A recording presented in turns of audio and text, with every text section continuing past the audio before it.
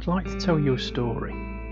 It's a story about me, how I got into motorcycles, and how I ended up now with the ZX10.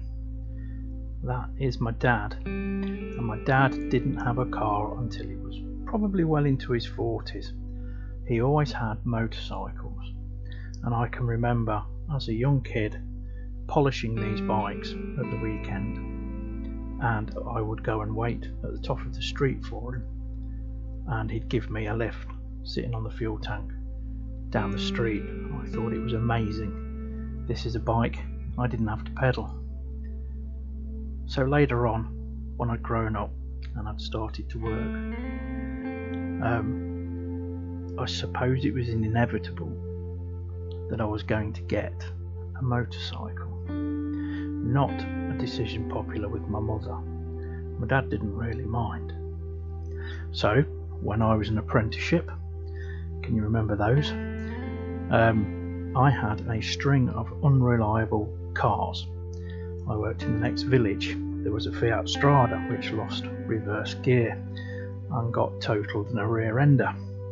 And then after that, shortly, there was my cousin's Mitsubishi Colt, which burnt more oil than it did petrol and was hopelessly unreliable. And then after that, there was an Austin Metro, great little car, but I came home once, having gone home on the motorcycle, and my mother had given it away.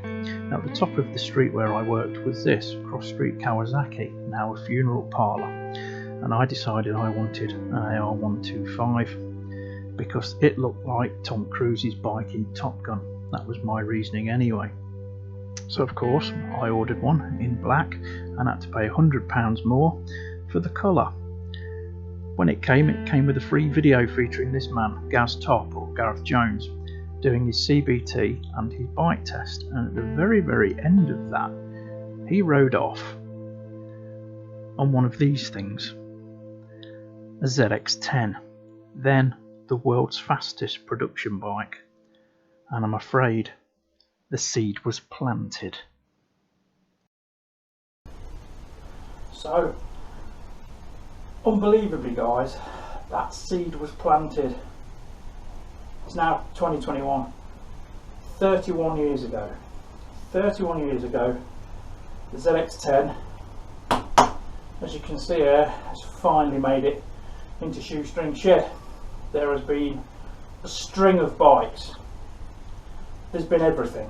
ZXRs, ZZRs, GTs, GSXRs, Viragos, Aprilias, Goldwing, VMAX, custom bikes. There's been all sorts. But there was never ever a right time when a ZX10 was available in the right colour, which is black and red, and there's no argument there. It's the best colour. You may have a red and white one or a blue and silver one or whatever, and you may love those colours. I didn't. Black was always the beast colour for me. Last year during lockdown, when lockdowns eased a little bit, I went to visit Jonesy, Craig Jones at the Doghouse, and just a cup of tea and a chat, and just over an idle conversation, I happened to mention what our dream bikes were. His was a BSA, and mine was a ZX10, and he went, "I've got a ZX10." And I, "Have you?" And he went, "Yeah, come and have a look." So we had a look, it was tucked away nicely, and I said, "What do you want for it?" And he went, "What have you got?" Now bear in mind, I was on furlough for 169 days, as were many people. I was one of the lucky ones that was actually getting furlough, but it wasn't a lot, and bills and stuff still come in, as you all well know. But I offered him a ridiculous amount, literally all the cash I had at the time, and this was cash that people had given me to do their online shopping, etc. And I suggested that, and he went, "It's yours, take it." And we shook on it, gentleman's agreement. And nothing much happened for a while. obviously another lockdown happened and all this lot, and Craig's busy. Eventually we got a spare day where we were both free to get the bike over here because we needed to dig it out basically. So we did that. Craig delivered the bike, and at the same time I had the GS project, which is now the sticker project bike.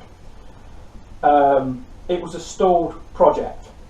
Obviously being on furlough and stuff, you can't put money into bikes. You've got to do other stuff, a bit here and there, so it was getting to the point where I'd lost interest in it, and I'd had the bike probably 2 or 3 years and I've enjoyed it, but it started to get electrical gremlins. There was a lot of corrosion in the wiring loom, so I stripped the bike down, stripped the loom out, etc. Found the problems, fixed the problems. But while it was stripped, this tiny little demon on my shoulder went, "That'd look really good with a cafe roaster seat on it. That'd look really good with clip-ons." And of course, sometimes you shouldn't listen to your devils, but I did. And it ended up as sort of the rolling project that Craig ended up with. We did a gentleman's agreement. I ended up with the ZX and he got the GS. And I think we both did alright, to be honest. But I can say hand on heart, the GS, it was a cracking bike. I did a base gasket on it, etc., because the old one started to weep. And the thing is with the GS's, I found that they run a lot better on a really good mineral oil and not a synthetic. It's just what I found. You might know otherwise. So I did the base gasket, etc. I did a load of work on it, but it's one of those bikes where you know in the back of your head you're probably not going to keep. You don't gel with it as much as you thought you probably would. And it's not that I dislike the bike, because I didn't. But it all ties up. We've now got a ZX10. Now this did belong to a Doghouse member, and it's Phil. If you're watching, Phil, I have sent you a PM telling you how the deal came about. We hope you're pretty cool with it, because the idea is it's going to be like a Rusto mod. I've never ever been concerned about cosmetics on a bike as long as mechanically it's all right.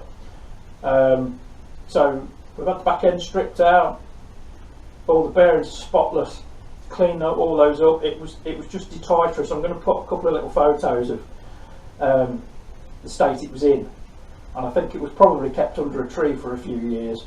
So there's a couple of little photos. We flushed the cooling system because of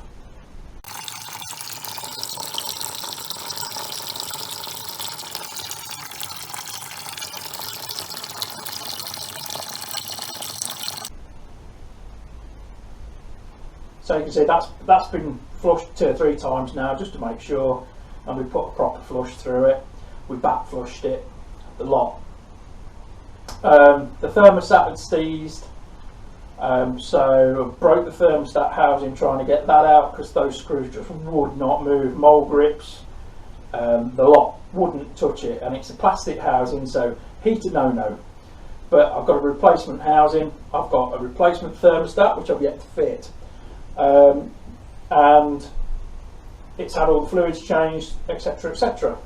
Yet to strip down the front end, but it doesn't look too bad. There's a tiny amount of surface rust around the forks and what have you, but we'll do a more in-depth walk around of it in another video.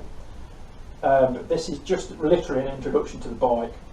As far as I know, it's an 89 B2, and when these first came out, one of the American cycle magazines apparently got a timed 186 miles an hour in 1988 out of one of these, straight out the box, running, I believe, pump fuel.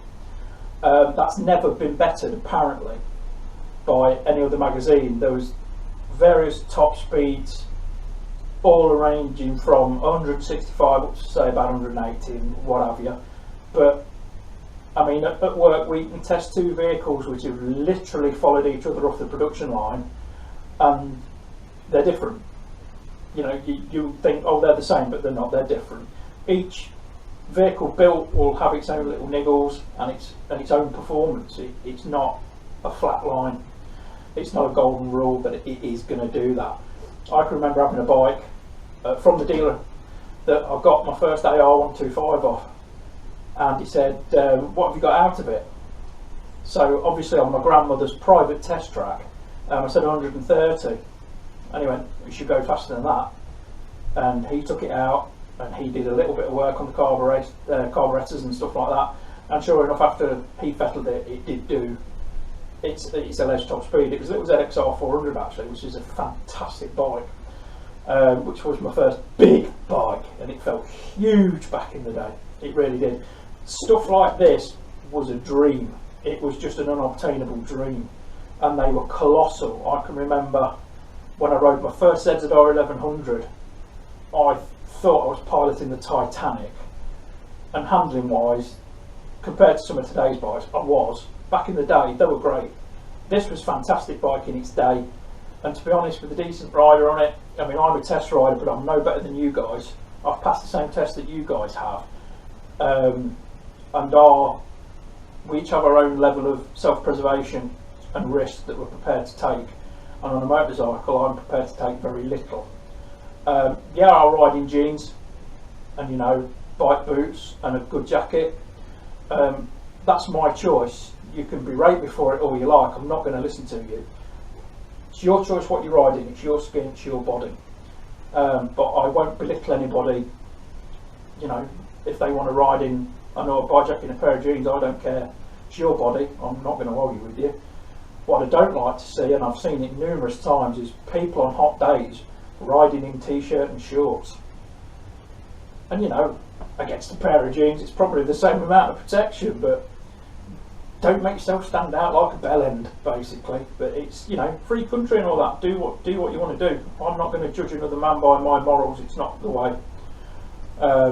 You know, I've seen young riders on L-Pace riding like absolute twats, cutting traffic up and shit like that. Just dickhead stuff. Not good bike stuff. You know, not good bike etiquette. And we all know people that do it. You know, pull them over. Have a word. Listen, mate, this is how we do it. Don't make yourself a target. Be the grey man. Make yourself visible, road positioning and all that lot, but make yourself the grey man. Don't stand out for criticism. It's not. It ain't worth it. You give us all a bad name, and we all know people like that. But yeah, so on to the bike. So we've got it, and 2 sets of clocks came with it. I think a French set, because it was in kilometres, and this English set, which has just over 42,000 kilometres on it, which with the age of the bike is probably genuine. The rest of the condition of the bike, apart from it being standing and having half of Epping Forest all over it, it looks pretty genuine to me. I'm a big favourite of the basket case and the Underdog. I like a bike I can do a bit of work on, mainly because cosmetics don't bother me. If I had another brand new bike tomorrow, I'd be obsessed with keeping it absolutely scratch free and polished up and all that lot, and I just can't be arsed anymore. You know, it's you get on it, start it, ride it, go, check all your stuff obviously, but I want a bike I can use without having to worry about it. There are plans possibly for a new bike later on in the year. I do test riding for Royal Enfield as well as Triumph and other manufacturers, and I quite like the look of the new 350.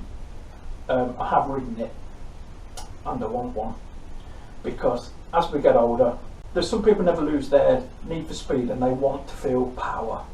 Nothing wrong with that, as long as it doesn't corrupt, and it does a lot of people. I'm quite happy to bimble around now. I'm quite happy with a bike that will sit at 50 miles an hour down country lanes, so I can watch the scenery, I can see things I never notice, and you know, it's a feel-good thing. Bikes are not an obsession anymore like they were when I was in my 20s. When I got my AR125, bikes were the be-all and end-all, and I lost a couple of friends through it. I lost my best friend through it, which I've always sort of regretted, but in the end of the day, he chose the internet and a woman over a motorcycle. And this was a guy that was for years saying, I'll never get rid of a motorbike over a woman and all this lot. But, you know, obviously the penis spoke louder than the throttle. And he did. And I really hope he's having a good life. I really do. He was a great guy. But, you know, these things happen in life. People naturally part. And it's the same as that. But like I say, it wasn't until last year the stars aligned, this became available. And yeah, I finally got my dream bike after 31 years. So that's it, that's an introduction to the bike. Jonesy's offered to do some work on it.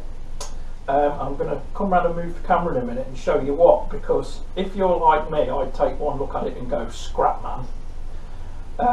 But I sent him a picture of it a little while ago before COVID struck, and he went, oh, I think I could do something with them. So that's probably going to be a video on the Doghouse as well, is let's see what it can do with them, because I'll be amazed if it can do anything at all with them. And the next video I'll do with the bike, the back end's got to go back in. I've took the shock off, we've checked all the bearings, greased all the bearings, I've drained the old oil out of the shock. They're not really rebuildable, but the piston was in brilliant condition under its shroud. It's the same as like a GPZ 900 shock, got a big rubber shroud over it. And the piston was immaculate. Everything else looks the age it is, and I quite like that because it annoys the purist. I quite like a spot of rust here and there because people are going, oh, aren't you going to clean that up? Fuck off. No, it's mine. Piss off. You know, if you want to spend your days obsessing about a tiny pinhole of rust on something which is not even important, that's your makeup. It isn't mine. I'm not going to knock you for it, but I just don't like wasting life like that.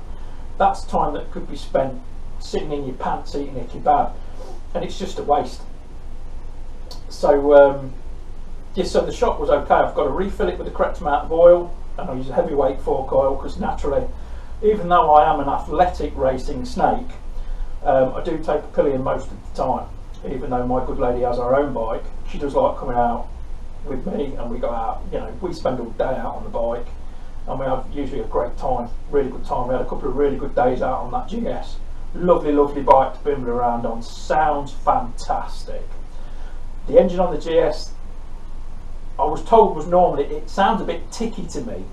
When it's running, you hear it tick, tick, tick, tick, tick, tick. And apparently it's cam end float, or it's the valve buckets can just make a little bit of noise. Because the guy that usually does my bike MOTs, he was a Suzuki time served guy, and he went, no, it's normal. I said, I wouldn't worry about it. And to be honest, it's one of the things that doesn't worry me. If somebody who's a trained mechanic like that said, don't worry about it, don't worry about it, get on with it, enjoy it. So one way to cure it is apparently the half moons on the cam cover, you can turn those round and it stops the cam end float. So, you know, whoever's won the bike, it's your bike now, you can do that. Easy bike to work on. But I ended up rewiring a lot of the bike, and Craig will totally rewire it into the M-Box system. It'll be far better than what I did. I literally rewired it to get it running. So Craig will do a fantastic job, we know that. But I'm going to put some just some still pictures up now about just some of the stuff I found on the ZX10 when we were stripping it down. And then the last tiny little, very badly recorded clip is the first fire up. And this is even before I stripped the carbs down. Fresh fuel in a remote reservoir, new battery put on, fired straight up. So hopefully we've got a good one. The other thing I'm going to do later on, when I've got her through an MOT and I know she's alright, then we'll perhaps start tarting on a few things. Because, you know, it's one of them, isn't it? But I am going to do the starter motor chain tensioner. In some ZX models, or this model of engine, ZX10, ZRX, ZZRs, stuff like that, they were known as a weak point, and they can actually, they sort of not exactly come over centre, but they go out of their adjustment, and the adjuster can actually hit the clutch basket, and I have marks on the clutch basket, so it's happened at some point in its life. If it goes too far, it smashes into the springs of the clutch basket and obliterates the clutch. And sod's law, that's going to happen on the outside lane of the M1 2 up in the pissing rain. So there's a guy in America who makes a beautiful alloy stop for the tensioner bolt, so it absolutely cannot go sort of out of its adjustment or out of its working range. And it's a beautiful bit of kit. It's only 60 quid, and I've seen others at 2, sometimes 3 times that price, because obviously it's a well-known problem. But if you're like me, you don't look at issues on certain models of bikes, cars or whatever until you've actually got one, or you're thinking of getting one, and this is a known one. So that's the introduction to the ZX10, and there will be more.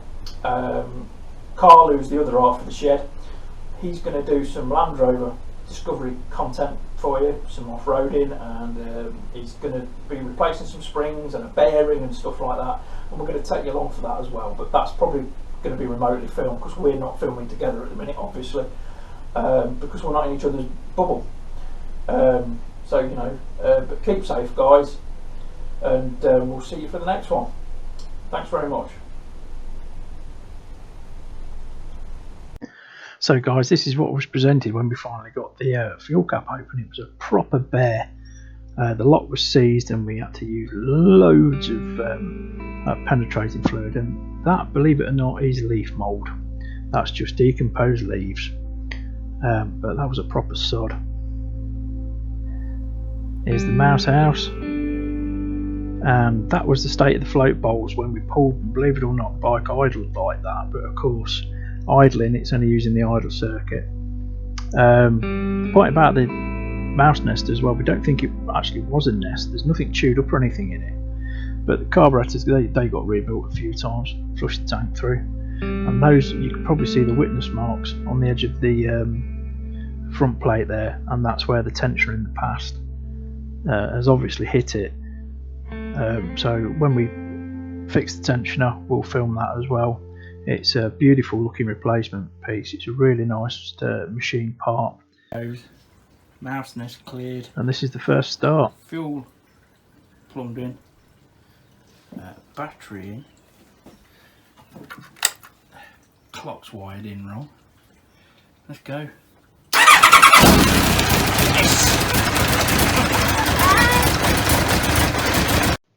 Well, if old Jonesy can do anything with these, I think I'm going to start a company turning water into wine. Thanks guys, see you later.